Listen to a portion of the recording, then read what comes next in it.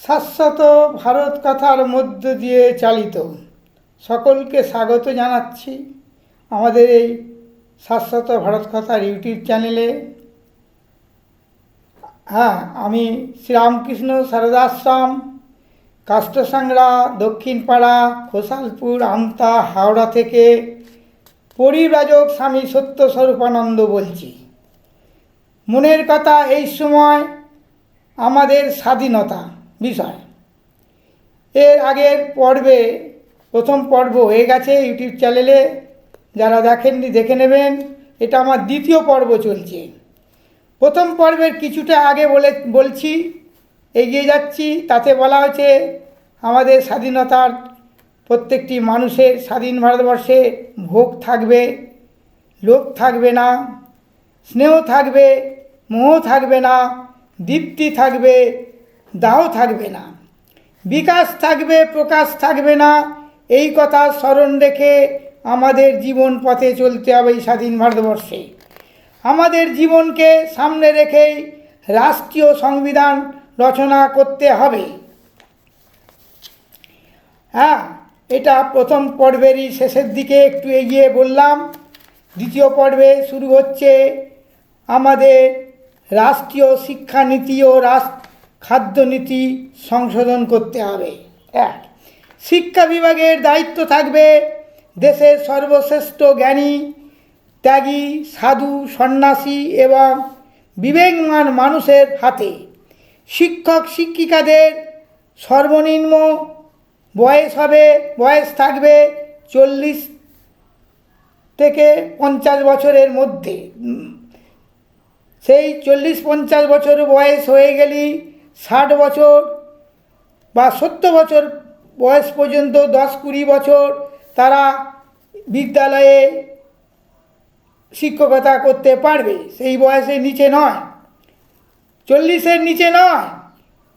শিক্ষিত পুরুষ ও মহিলারা তাদের 25 বা 30 বছর বয়স থেকে 40-50 বছর বয়স পর্যন্ত খেতে, খামারে, কলকারখানায় শারীরিক ও পরিশ্রম করতে হবে।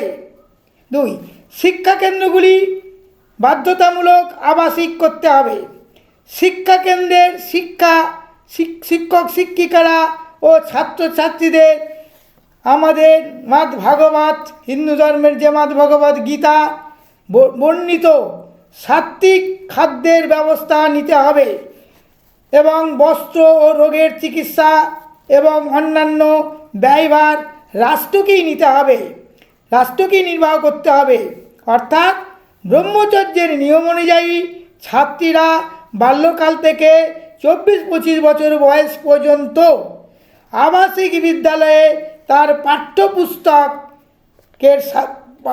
পাঠ্যপুস্তক অধ্যয়ন করতে করতে বয়স অনুপাতে ওই বয়সের মধ্যে কৃষি, খামারে, শিক্ষা, শিল্প, হাতে কলমে কাজ শিখতে হবে, শিক্ষা লাভ করতে হবে।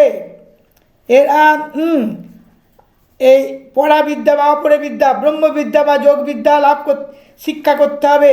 এদের মধ্যে বিশেষ করে ছাত্ররা কৃষিক্ষেত্রে ও কুটির শিল্প হাতে প্রশিক্ষণ নানা রকম শিক্ষা লাভ করবে এবং তাদের শিক্ষা লাভ পরিত্যাগ করার পর শিক্ষা শুধু জানা নয়, চরিত্র গঠন হবে শিক্ষার মূল উদ্দেশ্য। প্রত্যেক ছাত্রছাত্রী যাতে নির্লস কর্মী হয়ে উঠতে পারে, ব্রহ্মচর্যের মধ্যে দিয়ে ছাত্রছাত্রীদের জীবনকে সুন্দর অর্থপূর্ণ করে তুলতে পারে।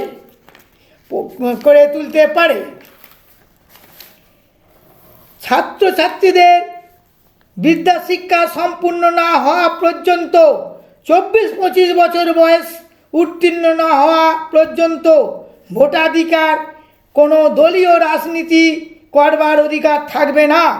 ছাত্রছাত্রীদের সম্বন্ধে এই সব বিধি কঠোরভাবে প্রচলিত করতে হবে। কারণ আজ আর ইংরেজ আমাদের মধ্যে নেই, আমরা স্বাধীন হয়েছি, আমরা রাজনৈতিক স্বাধীনতা লাভ করেছি। ফলে ছাত্রছাত্রীদের বা যুবক যুবতীরা সংগ্রাম করে দেশ উদ্ধারের প্রয়োজন ফুরিয়ে গেছে। তারা যদি কষ্ট করে, তারা কোনো রকম অন্যায় দাবি নিয়ে আন্দোলন করতে পারবে না। লজ্জা করে না? স্বাধীন ভারতবর্ষে ছাত্রছাত্রীরা, যুব সমাজরা কেন পথ অবরোধ করে বিভিন্নভাবে রাস্তাঘাটে কেন আন্দোলন করবে? সংগ্রাম কোনো প্রয়োজন নেই। স্বাধীন ভারতবর্ষের যুবক যুবতীদের 24-25 বছর বয়স হলে সকলকে খেতে খামারে, উদ্যানে, কলকারখানা তাদের শারীরিক পরিশ্রম করতে, কাজ করতে হবে। দেশের যুব সমাজ যদি 4-5 ঘন্টা শারীরিক পরিশ্রম করে তাহলে দেশে স্বর্ণযুগ আসবেই। চোর ডাকাত বলে কিছু থাকবে না, সচ্চরিত্র গঠন হবে। অলস মস্তিষ্ক শয়তানের কারখানা। তারপরে 40-50 বছর বয়স হয়ে গেলে তারা শিক্ষকতা, অফিস দপ্তরে, কার্যালয়ে কাজ করবে। আমাদের শিক্ষার আদর্শ হবে মানুষের ভিতরকার পূর্ণতাকে অভিব্যক্ত করা। শরীর, মন ও আত্মার এই তিনটি সুসংগত সামঞ্জস্যপূর্ণ উন্নতি, প্রকৃত মনুষ্যত্ব লাভের ব্যবস্থা করতে হবে। না পারবে? ছাত্রছাত্রীরা গার্হস্থ্য জীবনে প্রবেশ করার আগে তাদের ব্যক্তিত্বের বিকাশ, আত্মসংযম, সামাজিক কর্তব্য পালন, জাতীয় ঐতিহ্যের ধারাকে অব্যাহত রাখা প্রভৃতি সম্পর্কে ছাত্রছাত্রীরা যাতে সচেতন হয় তার ব্যবস্থা করতে হবে। সবশেষে বিশ্ববিদ্যালয়ে ত্যাগের পর বা ইউনিভার্সিটি ত্যাগের পর পূর্বে ছাত্রছাত্রীদের কামশাস্ত্র অধ্যয়ন করাতে হবে। তবে আধুনিক যুগের ভোগপ্রবল কামশাস্ত্র নয়, প্রাচীন ভারতীয় মুনি ঋষিদের আবিষ্কৃত কামশাস্ত্র, যাতে ছাত্রছাত্রীরা কামকে জয় করতে পারে। এই কামকে জয় করতে পারলে আগামী দিনে যারা ছাত্র যুব সমাজ স্কুল কলেজে বিদ্যালয়ে পড়ছে, ব্রহ্মচর্য পালন করে এই এবং প্রাথমিক স্তর থেকে বিশ্ববিদ্যালয় পর্যন্ত, তারা আর কখনো দিয়েই আমাদের পথে ঘাটে, ঘরে বাইরে যেখানে নারী ধর্ষণ, মা বোনেরা অত্যাচারিত হচ্ছে, ধর্ষণ হচ্ছে, শ্লীলতাহানি হচ্ছে, এগুলো বন্ধ হবেই হবে। আমি হলফ করে বলছি, আমি সত্য স্বরূপানন্দ পরিব্রাজক। নাহলে আমি আমার পূর্ব জীবনের নাম বেচারামবাগ, কেন্দ্র সরকারি চাকরি করি, অবসরপ্রাপ্ত, যা আমি পেনশন পাই আমি সমস্ত দিয়ে দেবো। প্রতিজ্ঞাবদ্ধ হতেই হবে। শিক্ষাই মানুষকে তৈরি করে, চরিত্র গঠন করে। স্বাধীন ভারতবর্ষের রাজনীতি জটিল ও কুটিল, তার অন্তরালে থাকে মিথ্যার বেসতি, ন্যায় ও নীতির পদে পদে লঙ্ঘন। আজকের রাজনীতিবিদরা ভীষণ ভয়ঙ্কর, কারণ এদের তো ব্রহ্মচর্য ছিল না। ব্যক্তি বা দলীয় স্বার্থে এমন কোনো অপরাধ নেই যা তারা করতে পারে না। স্বার্থসিদ্ধির ক্ষেত্রে এমন কোনো মিথ্যা কথা নেই যা ওরা বলতে পারে না।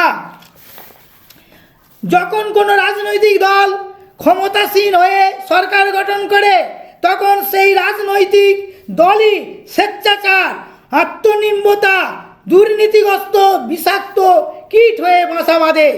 ফলস্বরূপ সাধারণ মানুষের স্বার্থ উপেক্ষিত হয়, গণতন্ত্রের জায়গায় দখল করে দলতন্ত্র।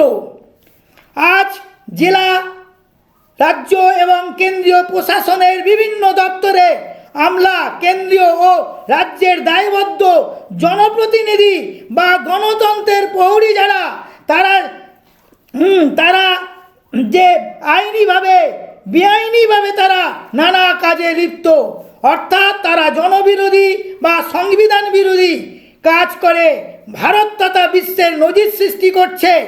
স্বাধীন দেশের আইন বিভাগ, বিচার বিভাগ, শাসন বিভাগ, এই 3 পর্বে আজ দুর্নীতিগ্রস্ত। সুতরাং ভারতীয় উদার গণতন্ত্রের ঐতিহ্যের অনুসারী বলতে চাই যে সরকারের যারা ক্ষমতাসীন তারা উদার নন, তারা সুযোগ সন্ধানী, ঘুষখোর বা দুর্নীতিগ্রস্ত, যারা আজ নিজেদের স্বার্থে ভেদ বুদ্ধি, মিথ্যাচার, গণহত্যা, স্বৈরাচার, ভ্রষ্টাচার ও সমাজদ্রোহী শাসকবাদ, সন্ত্রাসবাদ ইত্যাদি কাজ করে গণতন্ত্রের পবিত্রতা অপবিত্র করছে। তারা গণতন্ত্রকে হত্যা করছে। তারা দেশের কুলাঙ্গার ছাড়া আর কি বলতে পারে যায়।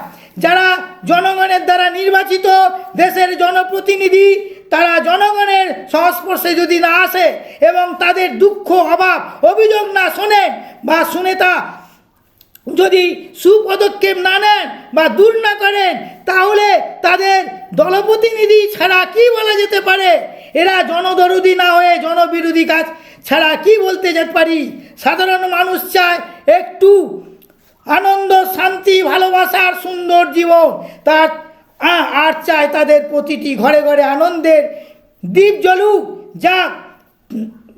যাক বেদনার অন্ধকার সুন্দর হোক, শান্তি আসুক ফিরে, সকলের জীবন ঘরে ঘরে নেমে আসুক স্বর্গ। পরিশেষে বলি, এই স্বাধীন ভারতবর্ষে সবাই প্রাণ খুলে হাসুক, গল্প করুক জগতের সমস্ত মানুষ, পশু পাখি বৃক্ষ গুল্মলতাদি প্রভৃতি সুস্থ থাকুক, সুন্দর প্রকাশ হোক, সুন্দরে অশুভ দূর হোক, কল্যাণ হোক, এটাই আমরা চাই। আর আমরা মানুষ হিসাবে সম্মানের সঙ্গে নিরাপদে বাঁচার অধিকার চাই, তবেই তো স্বাধীনতা। তা না হলে এই স্বাধীনতা মিথ্যা বলে গণ্য করি। জয় ভারতের জয়, সত্যমেব জয়তে, সত্যের জয় হোক, মানবতার জয় হোক, মনুষ্যত্বের জয় হোক।